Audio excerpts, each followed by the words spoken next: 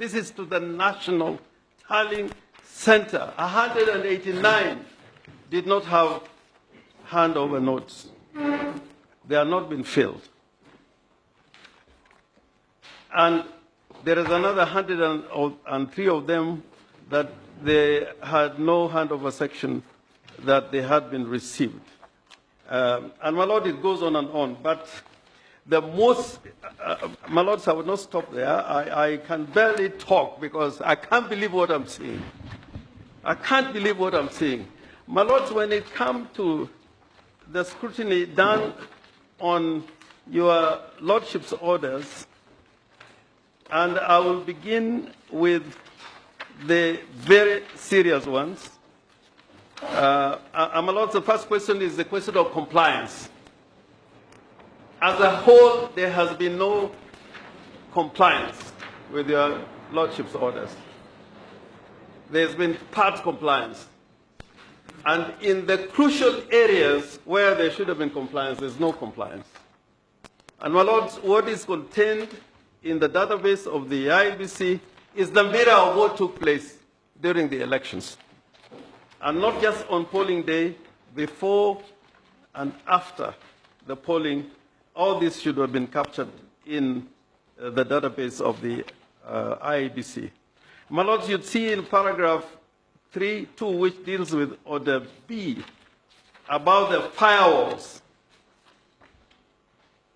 My Lord, the court-appointed experts say that the first respondent was supposed to provide configuration of internal firewalls as the request is genuine. This is our own independent expert saying, and does not affect the vulnerability of the system.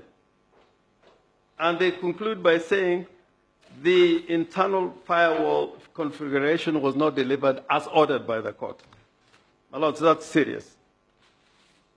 My Lords, in regards to certified copies of certificates of penetration tests conducted by the IEBC on the election technology system prior to the election. My Lord, again, this one was not submitted at all. And this is important to know whether this system had integrity.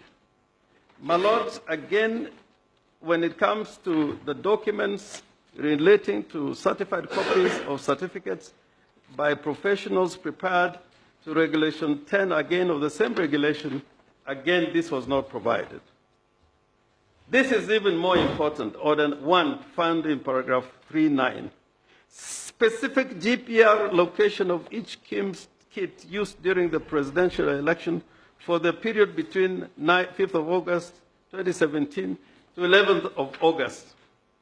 They said they provided the GPS locations for the polling stations, but not for the kits, which means that if those were provided, then they would have known whether these kits were used or not, and from where they were used.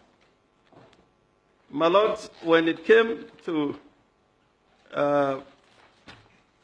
I'm just dealing with the more important ones. When it comes to the read-only access, where your Lordship said you can have access, but is limited to read-only access. My Lord, this again was not provided. They say there was a live access, which there was an attempt to make around 3. This is 350. But without the ability to access the logs or even view them. Therefore, according to them, your own experts, your Lordships, this was not granted. My Lords, again, when it comes to log-in trails of users and equipments into the KIMS database management, this was a crucial one. Again, this was not granted.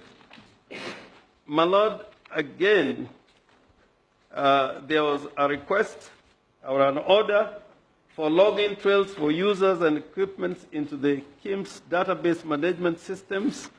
Again, my Lord, that request was also not granted. It was an order, actually, it was not a request. And finally, my Lord, there was required to be given information on a soft copy of this request, and again, this was not provided. The general conclusion then is that the first respondent only agreed to provide read-only live access to the servers at about 11 a.m. today, but partial read-only access was provided about 3:15, but with no capability of copying.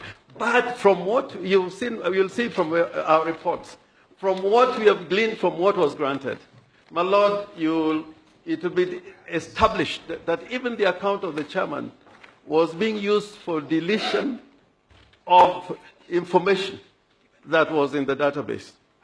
That is what our experts have gleaned from this examination, from what they were given. They have also gleaned from what was available that there was unauthorized access by, in some cases, individuals who have been identified from what has been provided. My Lord, since I have only 20 seconds, from this, my Lords, there is no other alternative. You need another few minutes? Yes, my Lords, if I can be given. Yes? Yes. Another 5 minutes? Yes, my Lord. My Lords, what I would want to say in conclusion in these 5 minutes is that from the forms themselves, 34A, 34B, even the reports in relation to Form 34A, there was a random sampling of those forms. And again, even in respect of 34As, the ones that were made available, they had a lot of problems. And the counties and the constituencies have been mentioned in the report, on the report that was carried out at Milimani. In respect of the Form 34Bs, in totality, if you look at the numbers of votes that it affects, in more than 90 constituencies, where what's required under the law was either not done, or in terms of security features, you'd find that security features in those forms were found not to be in those forms. So the logical conclusion is that, my Lord, you cannot ignore the report in regard to the forms, and the forms are statutory forms. They are there to serve a purpose, and my Lord, when you look at the report, and in fact, if at random you could be calling for some of those forms, you'd find that indeed we are justified in terms of the complaints that we're making. And my Lord, from our own report, which you have filed in court, we have made also a report in reaction to this exercise. And there is no difference between what we have found out from what the registrar found out with the group of experts that he had. Just on the question of Form 34As and 34Bs. The conclusion of our report is that these forms that were irregular either on account of not being signed or not bearing security features, and for many other reasons which are stated in the report, affected nearly 5 million votes. And we have included that in our report. So it is not just a question of numbers.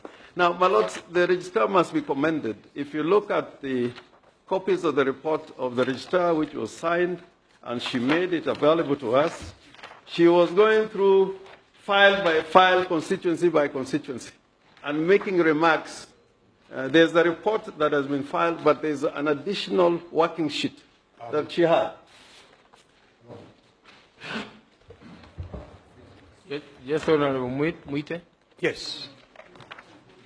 My Lord, what my learned friend is referring to now are new documents that have just been filed by the petitioner.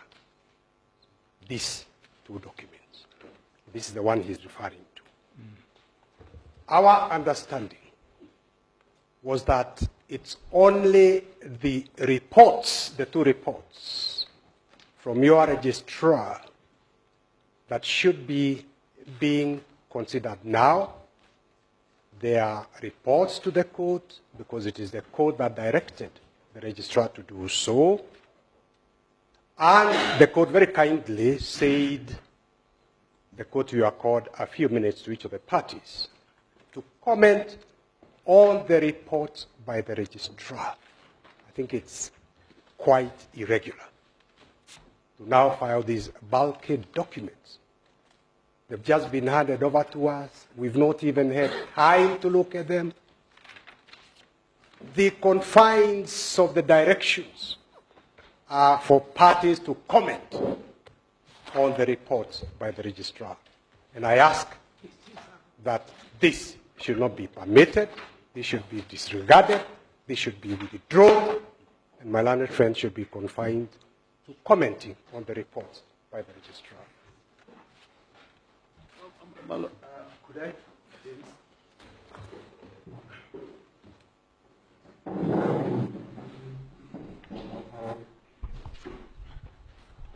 My two learned seniors sometimes tend to overlook me. May it please you, my lords, I take an objection to a new document which has been filed. I've only seen one, so it would appear from Senior Counsel Muite there are two. The first one, my lords, is titled Petitioner's Report on Forms 34C, Bs and 34Bs, Examination Exercise. This is a new document. It seeks to introduce new evidence, introduce new allegations, and will have no opportunity to rebut them. My lords, it's the most irregular filing that I've ever come across, a filing being done post the conclusion of the case. I wasn't even served with the second document. I don't even know what it is. But the one that somebody casually put on my lap as he was walking is this one. This other one, I don't even know what it is. Be it as in may, my lords, I request the same fate to fall this, which is even a third one.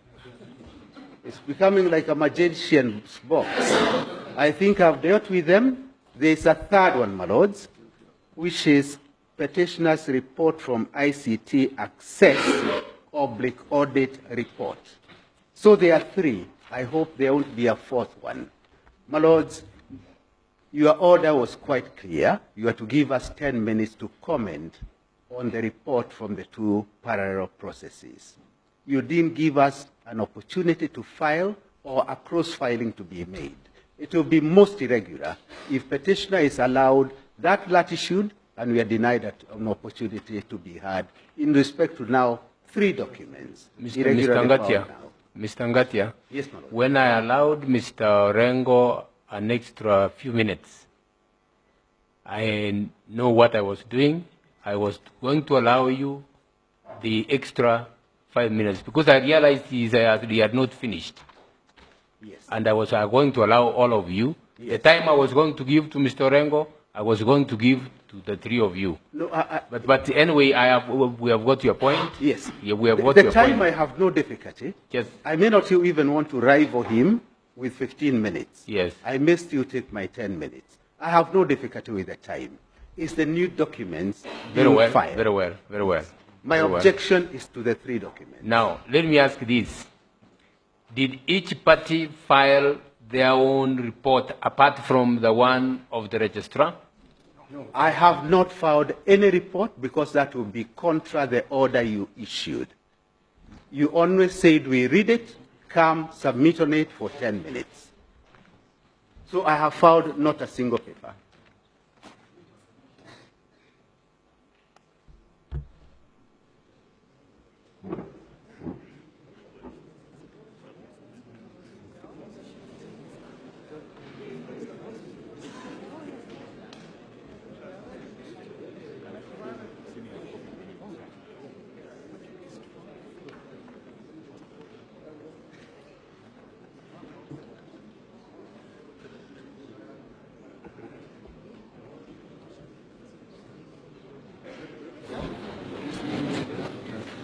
Yes. Mr. Rengo? Mr. Rengo?